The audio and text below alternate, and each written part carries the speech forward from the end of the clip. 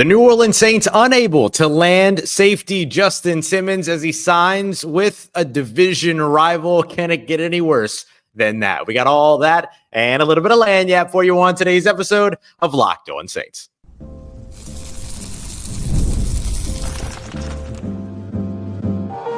You are Locked On Saints, your daily New Orleans Saints podcast. Part of the Locked On Podcast Network, your team every day.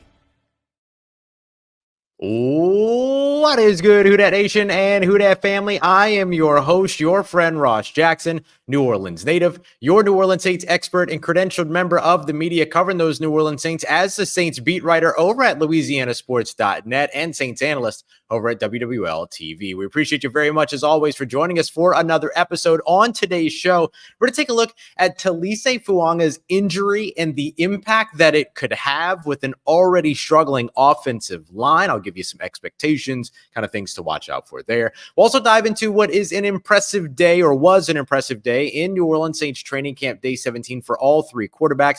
We're going to lead everything off here, though, with the biggest story of the day, and that is safety Justin Simmons not signing with the New Orleans Saints, and in fact going one step further to make it even worse. We're going to break all of that down on today's episode. We appreciate you very much for making us your first listen of the day every day, and for being an everydayer here on the show, which is a proud part of the Locked On Podcast Network, your team every day. And today's episode brought to you by our friends at FanDuel, where you can make every moment more all summer long. They're giving a free booster bonus to all customers. That means there's something for everyone every day all summer long over at FanDuel.com. Go and check them out today.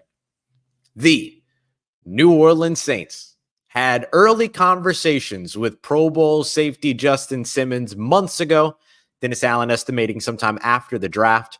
Then those continued conversations culminated in an eventual visit here in Irvine, California, with Justin Simmons coming here to visit the team, and the team having him overnight, dinner, spending time with the coaches, staff, team, like players, things like that. And then he went away, just as we expected. No contract, typically showing up on visits, things like that. And then the Atlanta Falcons sweep in. The Atlanta Falcons, who had injuries all along their defense after just blatantly not paying attention to their defense all summer long. Then they bring in Justin Simmons, and now he's signing with the Atlanta Falcons on a 1-year, up to $8 million contract, which means it's probably incentive heavy, which might mean that it was close in terms of what the New Orleans Saints could have potentially gotten done from a contract standpoint. So it'll be interesting to learn whether or not the Saints actually offered him a contract in the first place, and what maybe kept them from doing so if they did not. The other thing that I want to look at here too is that the Falcons also added Matt Judon early on. I don't know if maybe that helped to swing Justin Simmons over or something like that, but just something else to consider. But look, here's what this means for the New Orleans Saints. Here are the reasons why this isn't great for them. All right, we'll get that out of the way first. Not great that you got to play against him twice a year and that he's now in your division, right? Justin Simmons, really, really good player, exceptionally good safety, Pro Bowl guy, all of that, right? All the reasons why the New Orleans Saints wanted to bring him to New Orleans are all the reasons why you now hate the fact you got to play against him twice in a season, and especially playing against him twice in a season now when you're also in a situation, or when he's in a situation to where if he goes out there and has an impressive 2024, he's now moving into a whole new ability to negotiate a contract in 2025, going back to the market in 2025. So he can make himself money by performing well in 2024. So not only is it a Justin Simmons that's now in your division, but it's a motivated Justin Simmons that's now in your division. Not great. The other thing that's not great about it is that the Saints don't typically, at least over the course of the past few years, miss on these types of opportunities. Safety Tyrann Mathieu, wide receiver Jarvis Landry. This year you saw Chase Young. Last year you saw Derek Carr. Typically when the Saints have brought someone in for a visit, they sign. And this is the one exception here now with Justin Simmons. Now, maybe it's because Justin Simmons didn't get the opportunity to visit the New Orleans Saints while they were in the great city of New Orleans. He had to visit with them while they were here in Orange County, California. So maybe, he didn't get that Louisiana flavor to really get him excited. But for whatever reason, it just didn't work. Okay? It just didn't work. And so does this hurt the Saints on the field? It doesn't hurt what they are on the field. It hurts what they could have been on the field with Justin Simmons. Here's what I mean by that. They pursued Justin Simmons because of his talent, not because of a lack of talent in their safety room. Dennis Allen was very clear about that they're perfectly happy with the way that their safety room is constructed, Tyrann Mathieu. And then you look at guys that are competing next to him, like Jordan Howden, Jonathan Abram, Will Harris to be included in that conversation. And then, of course, you also have other guys in that room that are likely to make the roster, like JT Gray, for instance, who would be contributing core from a special team standpoint, but also being able to give you good safety depth. So the idea is that, yes, you could upgrade your, I'm trying to look at this through the lens, the way that the Saints would look at it. You could upgrade your B-level players to an A-level player. But are you disappointed that you have to fall back on your B-level players, which was originally your plan anyway? No, probably not, right? So it really hurts what the team could have been with a Justin Simmons, which is inarguably probably the best defensive back core in the NFL. Now you're amongst the best defensive back cores in the NFL without Justin Simmons, but you go right back to kind of where you always were. So this is the way that I kind of am looking at this for New Orleans. I've seen a lot of people say that, well, good that they didn't get the deal done with Justin Simmons because they need to be focused at right tackle or focused on their offensive line. While I understand that line of thinking, working on a contract with one position does not preclude you from being able to also work on a contract from another position. There's a lot of people that are involved in these things, and many of them can multitask, believe it or not. So I wouldn't consider a big piece of it in terms of the ability to be able to look at other position groups and things like that. You could have signed Justin Simmons and still addressed your offensive line. That would not have been an issue. So I don't think that anything like that got in the way. I think it's simply what got in the way is that Justin Simmons wanted to go to Atlanta and he didn't want to go to New Orleans. I mean, there was a time to where he was looking for a longer term deal, but maybe he might have kind of gotten closer, as Dennis Allen said, about getting to a place where he would take a short-term deal. But what were the Saints willing to pay versus what was Atlanta willing to pay? Atlanta was probably going to be willing to pay more because they're desperate for help at the position, and they needed a new starter. The Saints were not desperate for help at the position, so they were probably looking to undercut the payment a little bit. Like, let's just be honest. And the contract is 1 year, worth up to $8 million, which implies that there might be some incentives, some escalators, things like that. So you imagine that this could be a $4 million deal, $5 million deal with some incentives to get up to 8 or whatever. It definitely feels like something that the Saints could have done. So I consider this a miss. I consider this a miss for the New Orleans Saints for not bringing in a guy like Justin Simmons. But do I think that it makes your football team worse than it already was? Like worse than where it was sitting? No, it didn't make your football team worse. It just kept you from getting a little bit better with a guy like, or really a lot better with a guy like Justin Simmons. So I think that that's really the thing that you're looking for. I know people talk about like soft rebuilds and things like that, but I don't think that signing Chase Young to a 1-year deal, signing Willie Gay to a 1-year deal, signing, Cedric Wilson to a 2-year deal, revamping your offensive coaching staff and stuff like that. I don't think the Saints are in a position to where they would say, well, we're not interested in competing, and so therefore they didn't go after Justin Simmons. That just doesn't seem like the logic. They missed on Justin Simmons. It happens. Let's see what that ends up meaning for the New Orleans Saints over the course of time here. I wanted to say I would have loved to have seen Justin Simmons in New Orleans. I thought it would have been good for them, but it ain't happened. Now he's an Atlanta Falcon. And not only does that stink that the Saints don't get him, stinks even worse now that he's an Atlanta Falcon on top of it all. All right, coming up next, let's take a look at the quarterbacks that impressed as we get into today's news and notes from New Orleans Saints Day 17 training camp. A very strong day from all three quarterbacks and some outstanding throws from starting quarterback Derek Carr. Let's get to it next as we continue on with today's episode of Locked On Saints, part of Locked On Podcast Network, your team every day. Today's episode and this show is sponsored by BetterHelp. BetterHelp Therapy Online has been awesome for me. What are your self-care non-negotiables? Maybe you never skip leg day, or you're like me and you never skip therapy day. When your schedule is packed and you've got all these different activities, your family's activities, big work projects, and more, it's easy sometimes to give up or end up missing out on your priorities. That's one of the reasons why I love BetterHelp, because BetterHelp allows me to be able to keep my priority of therapy, but have it be flexible, because that's exactly what it's built for. It's entirely online. It's designed to be convenient, designed to be flexible, and entirely suited to your schedule. You fill out a brief questionnaire, get matched up with a therapist. You can switch therapists at any time with no additional charge. It's just accessible and great. So if you're into it or you've never tried therapy before and you've been considering it, never skip therapy day with BetterHelp. Visit BetterHelp.com/locked-on to get 10% off of your first month. That's BetterHelp, HELP.com/locked-on. All right, family, let's get to training camp day 17, where the quarterbacks absolutely stood out big time for today's camp. So we want to switch gears here, taking a look, going from the Justin Simmons situation and all that, and into what's going on here with the New Orleans Saints. And I thought the quarterbacks led the day on a strong day for the New Orleans Saints offense, while the defense still got some work in as well, of course. We appreciate you very much, as always, making us your first listen of the day every day. Don't forget, for your second listen, to go and check out Michelle Majuk and Vinny Iyer over at Locked On Fantasy Football every single Monday through Friday, the fantasy football advice that you need and that you're looking for. Go and check them out wherever you get your podcasts and on YouTube. It's Locked On Fantasy Football. So for me, I thought we had strong performances and saw strong performances from Derek Carr, Jake Haener, and Spencer Rattler, all in different ways. Let me highlight each of them. Derek Carr, I thought, started off a little bit of a struggle, right? There was a play down the left sideline that could have been there for Chris Olave, but the ball got underthrown. Chris Olave tried to fight back to get through it, wasn't able to fight back through the contact. A little bit of a disappointing one, because we've seen a couple of those kinds of misses here throughout training camp, underthrowing receivers as they're flying down that left sideline, really want to get the ball ahead of them, things like that.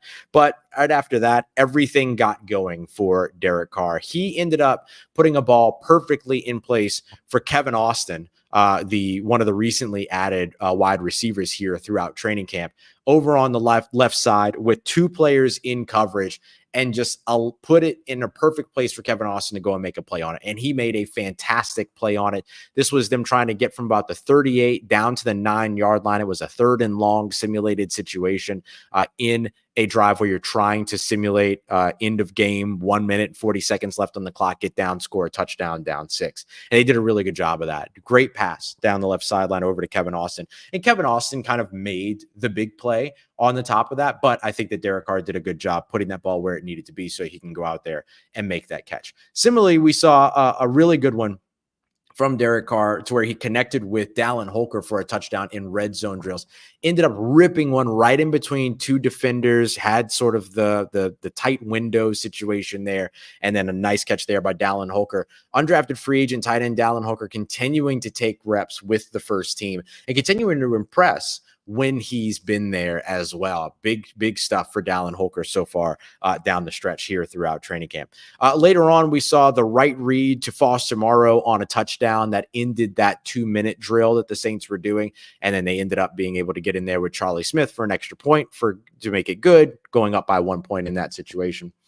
So I thought that the tricky thing to evaluate with the Foster Moreau catch is that as Derek Carr let it go, the ball was batted at the line of scrimmage by Bryan Bresee, and Foster Moreau was still able to make a play on the football. So enough zip on the ball, at least in that situation, or Bryan Bresee didn't get enough of it to knock it entirely off course. But we have seen a lot of batted balls at the line of scrimmage. I'm curious to see if the Saints defense is the one that's going to carry that over to the 2024 regular season, or if that's going to be the Saints quarterbacks carrying over low trajectory throws to the regular season. Well, I don't know which one is the bigger is more likely. So definitely one or something to keep an eye out on for sure. But then we saw a really nice play as well from Derek Carr in red zone, about 3 yards, like 3rd and goal type of a situation. The Saints continued their situational work today to where they worked on 1st and 2nd downs.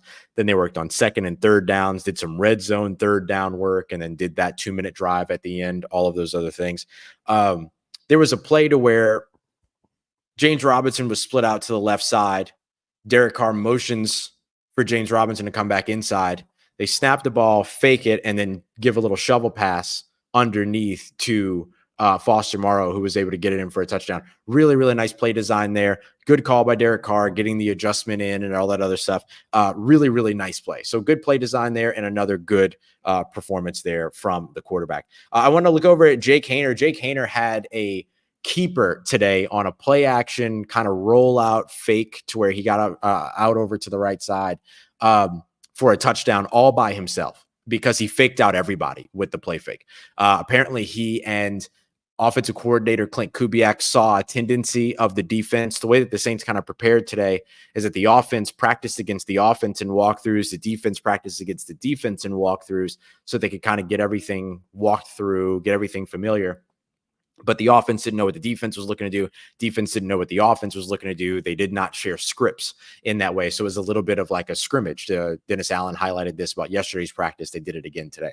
And so when Clint Kubiak and Jake Haener identified something that the defense was doing tendency-wise, they wanted to take advantage of that on this play action kind of bootleg keeper, and it worked beautifully. And really the thing that sold it was Jake Haener's play fake. He looked almost like at one point he tucked the ball like in the cranny of his like leg and everything and kind of held on to it, showed two empty hands, and it was able to swing back around. I don't know if that's actually what it did, but that's what it looked like. And it was just an excellent play fake. He ducked under and it was able to get around to the left side, for a touchdown run there. Really, really nice stuff from him. And then Spencer Rattler had an absolute beam to Bub Means in the sort of front corner of the end zone. We've seen the Saints a lot of times that they have been attacking sort of that front pylon as opposed to throwing the fades over to the back corner of the end zone and things like that.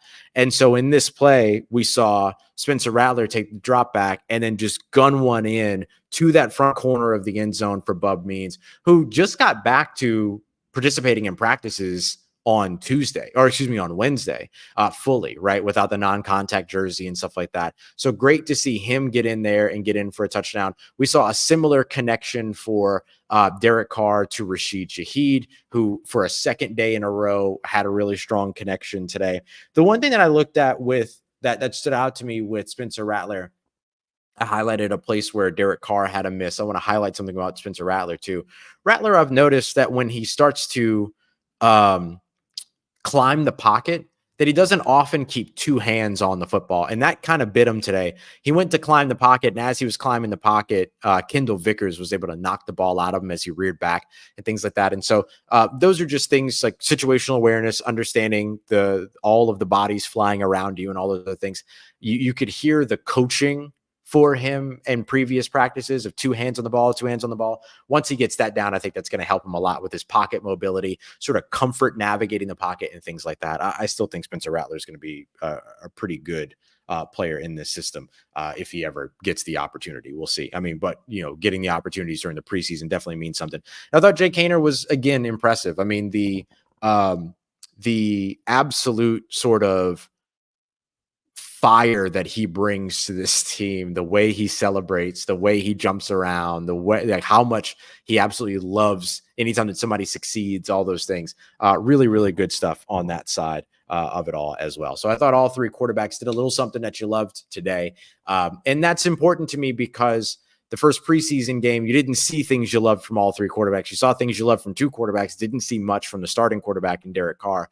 And so seeing him kind of bounce back this week with a couple of nice practices is good because I'm just not sure that we're going to see him very much when it comes to the rest of the preseason. And so it still feels like this big question mark of like, is Derek Carr ready? Is the offensive system good? Do they have the offensive system do they have the offenses under their feet, right? Like, are they grounded there? Are they doing well there? It's just so many of those are kind of still mysteries at the moment because of the way that preseason game left a lot to be desired. So we won't really know until week one, but good to see some of that for the New Orleans Saints here in this practice. I see a lot of negativity in the chat, and I got to tell you, I don't care. I don't care.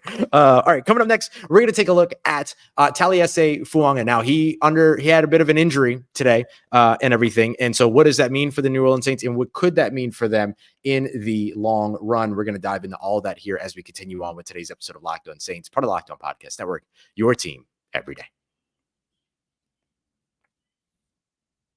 Today's episode of Locked On Saints is brought to you by our friends at FanDuel, America's #1 sportsbook and our official sports betting partners here on the Locked On Podcast Network. I mentioned I'm seeing a lot of negativity. Well, if you want to, you can go and take the Saints to lose because they are favored to win against the Carolina Panthers week 1. I believe the spread's still at 4.5 at the moment. So if you want to do that, go for it. Go and check that out. Otherwise, maybe you're still feeling good about where the New Orleans Saints can be in 2024.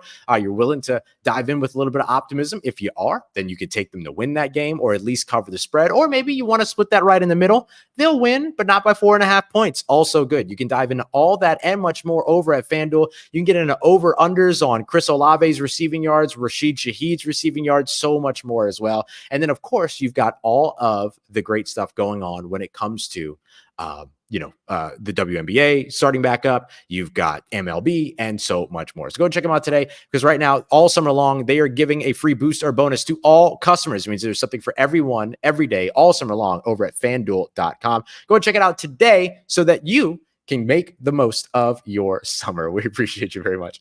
Go and check them out today. FanDuel.com, official sports betting partner of Major League Baseball.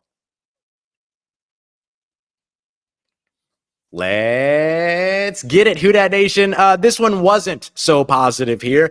Taliese Fuaga dealing with back tightness. So what does that mean for the New Orleans Saints, and what could the lasting impact on that be? Let's break it down here as we continue on with today's episode of Locked On Saints. We appreciate you very, very much for being here and for joining us, whether you're joining us live or later. Don't forget, we are here every single Monday through Friday on the Locked On Saints podcast, giving you everything that you need to know about your beloved New Orleans Saints. So let's take a look here at Taliese Fuaga. So Taliese Fuaga today, the New Orleans Saints first round pick at offensive tackle. He has been the left tackle all throughout training camp, things like that.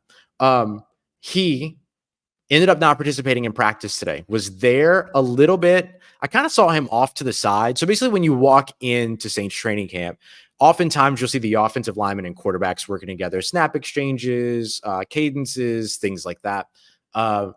And more, right? I'm just naming a couple things, but they're working on a lot of different things. And so we saw that as we walked in, but then I couldn't find Taliese Fuaga in that group. And then all of a sudden he popped up, but he was kind of over off to the side working with a trainer. And so it looked like maybe he was trying to kind of figure it out, like, can I go? Can I not go? Kind of, we see sometimes where players come out and they'll like test out an injury. And then if they don't feel comfortable with it, then they go back. This happened with Spencer Rattler a few weeks ago, or a couple days ago. With the thigh contusion. This happened with Paulson Adebo with an injury not too long ago, things like that as well. And then now come to find out it happens with Taliese Fuaga. So he worked on it a little bit, went through some individual drills, and then ended up being brought back and brought out after that, did not participate in the team drills at that point. And so what we're looking at here is a back tightness concern. I want to be careful about calling it like an injury, right? Because if it's back tightness, then maybe they're stopping it before it's an injury, but it's still something that kept him off the field health-wise, right? So I'm going to use the phrase injury just for the ease of the conversation, but know that it's deeper than that, right? It's a little bit different than that. And so what does this mean for the New Orleans Saints? Well, look, their offensive line has been a major concern all offseason, since before training camp, and the concerns haven't really kind of gotten better during training camp, right? Like you saw the preseason game, left a lot to be desired out on the field there. In practice, I'm writing down more notes about defensive linemen getting sacks or getting pressures than I'm writing about offensive linemen getting good reps and things like that. So like the offensive line is clearly an issue. And then now the one thing that you've added, it's not 120 degrees because we're here in Irvine, California. So it was like 75 today out here. So for practice. And so the Saints, but that might become an issue, right? The heat, weather, all that stuff might become an issue as the team returns to New Orleans this coming week after their San Francisco preseason game.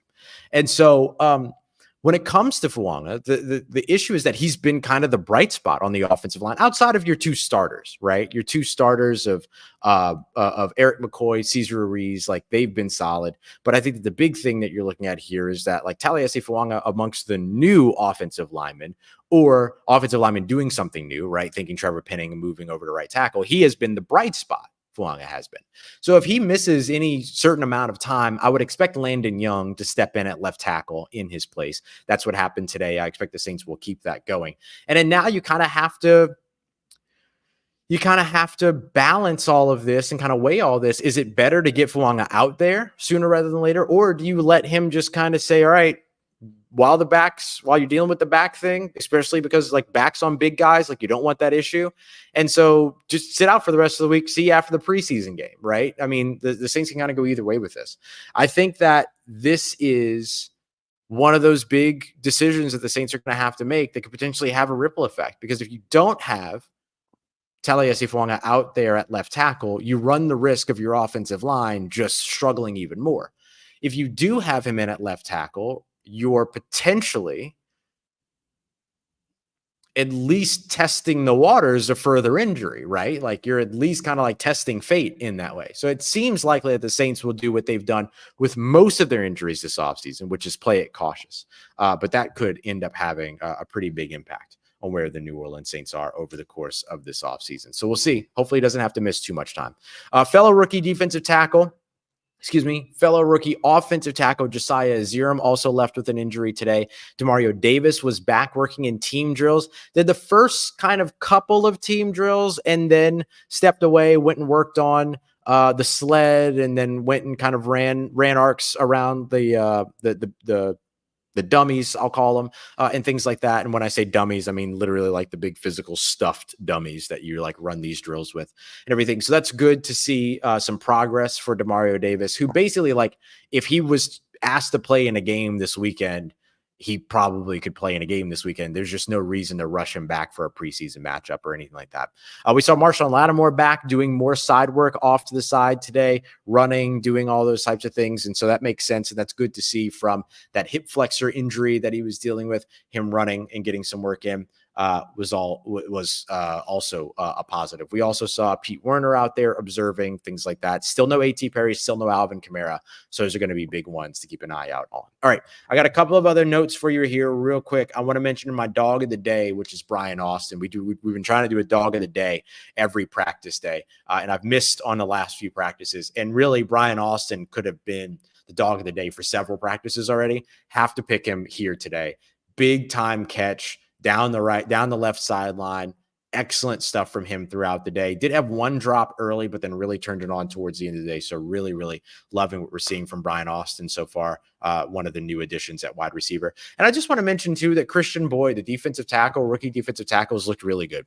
This looked really good here throughout camp. Obviously, he's got some things that he's still learning. 6th-round pick, came out of a small school at University of Northern Iowa. We see what that has gotten. That gap and what that has created for a guy like Trevor Penning. You're going to have a gap that's going to be created when you're coming from UNI to the NFL, and especially when you're playing in Dennis Allen's defense and things like that. But I got to say, really, really impressive stuff when he's on. He has been a really good value to the team when it comes to the run game, and he's added some pressures from the interior as well. Dennis Allen highlighting his movement ability despite his size being a little deceptive in that way. So really, really enjoyed what we've seen from Christian Boyd as well. Didn't mean the rhyme there, but I always take the bars when I get them. We also saw Charlie Smith, the rookie Irish kicker, who drilled that 37-yard game winner against the Arizona Cardinals last weekend, go 7 of 8 in practice today, with his miss being from 44 yards out. He did drill a 48-yarder at an earlier point. So just worth mentioning there. All right, so there you go. We got all of our notes there. Stinks that the Saints weren't able to get Justin Simmons going, but they're just going to have to keep moving forward. And now you're really looking for a guy like Jordan Howard or Jonathan Abram to just snag that role next to Tyrann Mathieu, claim it as theirs, and move on. So all about all that. So we'll see. If nothing else, it just generates greater competition at that position, and we'll see what happens when it comes down to all of it. We appreciate you very much, as always, for being here. Don't forget, we will have another episode for you tomorrow morning. I want to dive into what we've seen from the pass rush so far, because it has been really impressive. The question we all have to ask ourselves, though, is the pass rush good, or is the offensive line struggling? I'll tell you why. You can make the argument either way, give you what you need to know from that side. We appreciate you very much, as always. Make it Locked On Saints a part of your day, part of your routine, for saying yes to me and the show. As always, if you see me, please say hi. And if you need anything else around your New Orleans Saints in between these episodes, make sure you follow me on your favorite social media at Ross Jackson, NOLA. Hit me up. Learn how the family's doing, learn how you living. Let me know how you momming them. And trust Who Dat Nation, I'll holla at you.